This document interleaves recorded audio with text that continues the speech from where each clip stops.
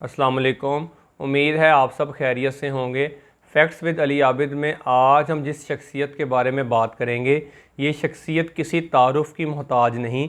इनके बारे में हम अपनी दरसी किताबों में भी बारहा पढ़ चुके हैं, लेकिन हम आज कुछ ऐसे फ़ैक्ट से पर्दा उठाएंगे जो आज से पहले लोगों के सामने नहीं आए, और ये हैरानकुन और इंटरेस्टिंग फ़ैक्ट्स आपके नॉलेज में इजाफ़ा करेंगे।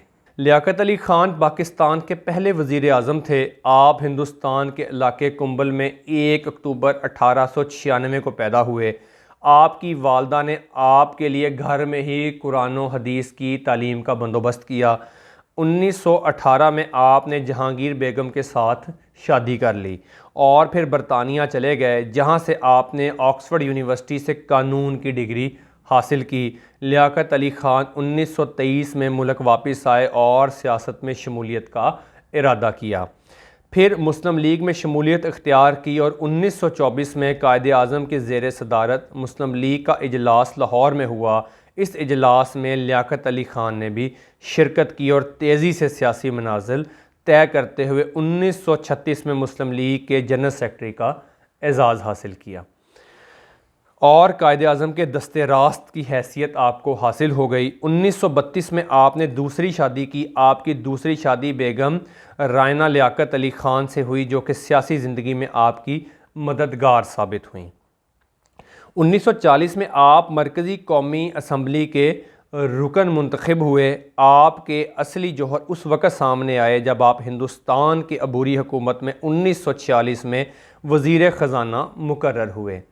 कांग्रेस रहनुमा को लगता था कि मुस्लिम लीग उनके वज़ीर ख़जाना बनने पर रजामंद नहीं होगी, लेकिन मुस्लिम लीग रजामंद हो गई। अब कांग्रेस रहनुमा इस बात पर पुरुम्मीद थे कि लियाकत अली ख़ान इस काम को सर अंजाम देने में मुकम्मल तौर पर नाकाम रहेंगे, लेकिन लियाकत अली ख़ान ने ऐसा गरीब नवाज बजट पेश किया कि सब लोग इस बजट पर उश उश करने पर मजबूर हो गए।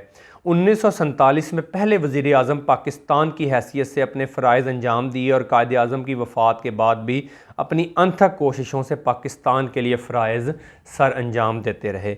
लियाकत अली ख़ान की बेगम का कहना है कि लियाकत अली ख़ान जब भी नया कपड़ा लेते तो वो ख़ुद से पूछते, क्या इस कपड़े को मैं ले लूँ? क्या पाकिस्तान के लोगों के पास इतना पैसा है कि वो भी नया कपड़ा अफोर्ड कर सकें? फिर जब वो ज़ाती मकान बनाने का सोचते तो ख़ुद से पूछते कि मैं ज़ाती मकान बना लूँ, क्या पाकिस्तान की आवाम के पास इतना पैसा है कि वो ज़ाती मकान बना लें? फिर वो अपनी बीवी बच्चों के बारे में रकम जोड़ने का सोचते तो फिर भी यही सोचते कि क्या मैं ये रकम जोड़ लूँ? क्या पाकिस्तान के लोगों के पास इतना पैसा है कि वो अपने बीवी बच्चों के लिए रकम जोड़ सकें? उनका कहना है कि लियाकत अली ख़ान जब इन सारे सवालात के जवाबात नफ़ी में पाते तो ख़ुद से कहते कि लियाकत, तुम एक गरीब मुल्क के वज़ीर आज़म हो और एक गरीब मुल्क के वज़ीर आज़म को सारी सहूलियात ज़ेब नहीं देती।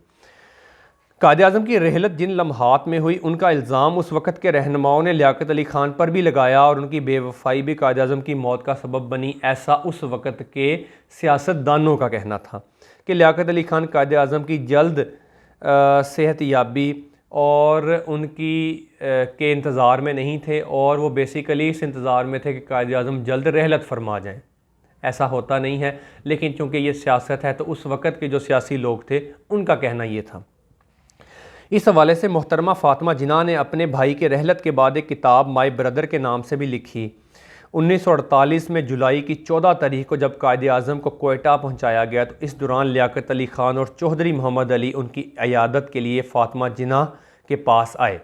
फ़ातिमा जिन्ना ने जब कायदे आज़म को इस बारे में आगाह किया तो कायदे आज़म ने जवाब दिया, ये लोग मेरी इयादत के लिए नहीं आए, बल्कि ये लोग इसलिए आए हैं ये देखने के लिए कि क्या मैं अभी भी ज़िंदा हूँ और मैं कितनी बीमारी में मुब्तला हूँ और मैं मज़ीद कितना अरसा ज़िंदा रहूँगा। तो फ़ातिमा जिन्ना कहती हैं कि मैंने अपने भाई को इनसे मिलने के लिए मना कर दिया, लेकिन उन्होंने कहा कि मैं इनसे मुलाकात करूँगा, और ये मुलाकात 1.5 घंटा जारी रही।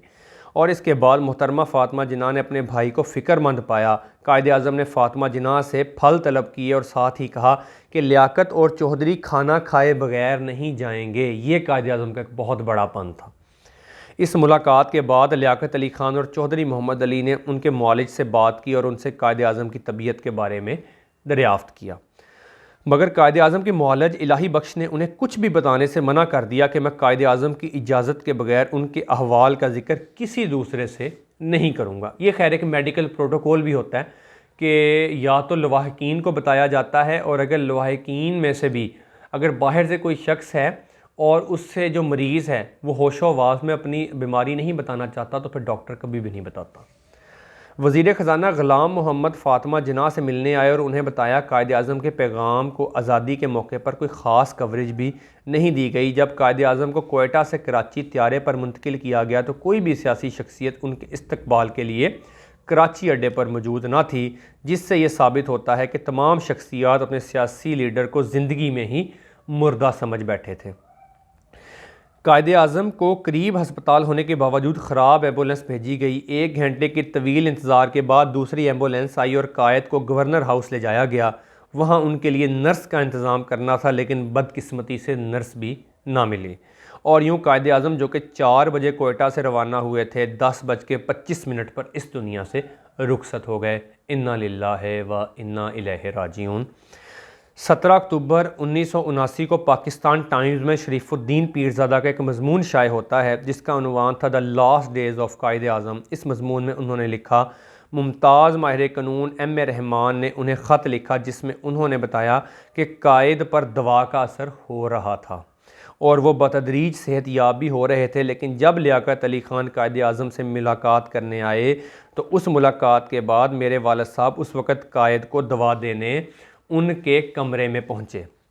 जब लियाकत कमरे से बाहर निकले तो मेरे वालिद साहब कायद आज़म को दवा खिलाने अंदर गए तो देखा कायद आज़म बहुत इज़्तिराब और परेशानी की हालत में है और दवा खाने से इनकार कर दिया और कहा कि मैं मज़ीद ज़िंदा नहीं रहना चाहता। इसरार के बावजूद कायद आज़म ने दवा न खाई।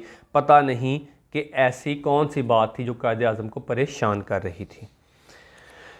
16 अक्टूबर 1951 को जब लियाकत अली ख़ान रावलपिंडी में अपनी अहम तकरीर करने वाले थे तो लियाकत अली ख़ान 3:45 बजे जलसागाह पहुँचे। उन्होंने अभी बरादरान मिल्लत के अल्फाज ही अदा किए थे कि पिस्तौल के 2 फायर सुनाई दिए। अगली सफ़ में बैठे सैयद अकबर ने पिस्तौल निकाल कर वज़ीर आज़म पर गोली चला दी।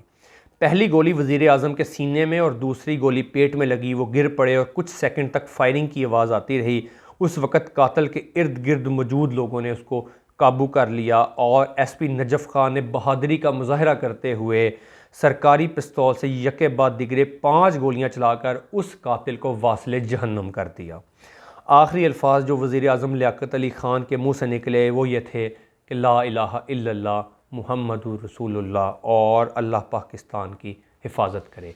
ये कुछ ऐसे वाक़यात थे जो पाकिस्तान के पहले वज़ीर आज़म ख़ान लियाकत अली ख़ान की ज़िंदगी के बारे में थे जो हमें इस चैनल की तवस्सुत से आप तक पहुंचाने का मौका मिला। इंशाल्लाह नेक्स्ट वीडियो में मज़ीद फ़ैक्ट्स के साथ हाज़िर होंगे। अस्सलाम वालेकुम।